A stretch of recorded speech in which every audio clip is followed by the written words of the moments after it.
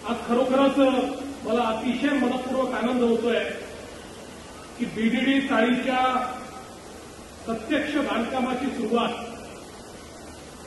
पुनर्विकासाचं प्रत्येक नागरिकाच्या मनातलं स्वप्नातलं घर देण्याच्या कामाची प्रत्यक्ष सुरुवात आज आपण या ठिकाणी करतो.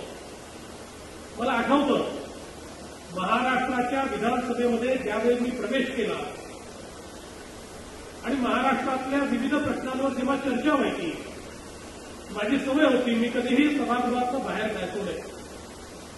आणि मला असं आठवतं एकही अधिवेशन असं जायचं नाही की ज्या अधिवेशनामध्ये मुंबईच्या प्रश्नांवर चर्चा आणि मुंबईच्या प्रश्नांमध्ये बीडीडीवर चर्चा. प्रत्येक अधिवेशनात बीडीडी चाळीच्या पुनर्विकासाची चर्चा सातत्याने व्हायची. मुंबईचे स्थानिक आमदार असतील, वेगवेगळे आमदार असतील, मंत्री असतील, मुख्यमंत्री असतील, त्यांची भाषणं ठरलेली, यांची भाषणं ठरलेली.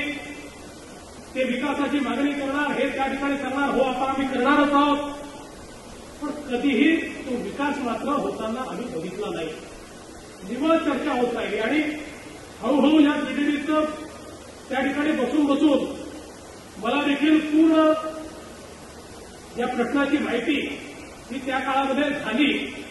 आणि ज्यावेळेस मी अध्यक्ष झालो भारतीय जनता पक्षाचा आणि माननीय मुंडे साहेबांनी बीडीडी चाळीच्या संदर्भातलं एक मोठं आंदोलन केलं आणि त्यानंतर मला देखील या ठिकाणी एक कार्यक्रमाच्या निमित्ताने एक आंदोलन चालू होतं. त्याच्या निमित्ताने याच्या पुनर्विकासाच्या निमित्ताने सुनील राणेंनी मला या ठिकाणी आणलं होतं आणि मोठा कार्यक्रम आपण त्या ठिकाणी घेतला होता. याच मैदानावर देखील आपण सभा केली होती. आणि म्हणून ज्यावेळी राज्याचं सरकार आपलं आलं त्यावेळी बीडीडी चाळीचा विकास हा आपल्याला करता आला पाहिजे. आता जुन्या सगळ्या सरकारनं 15-16 वर्ष केवळ चर्चाच केली आहे, त्याच्या पलीकडे काही झालं नाही. पण कुठल्याही परिस्थितीमध्ये हा विकास आपण केला पाहिजे हे स्वप्न आमचं सगळ्यांचं होतं.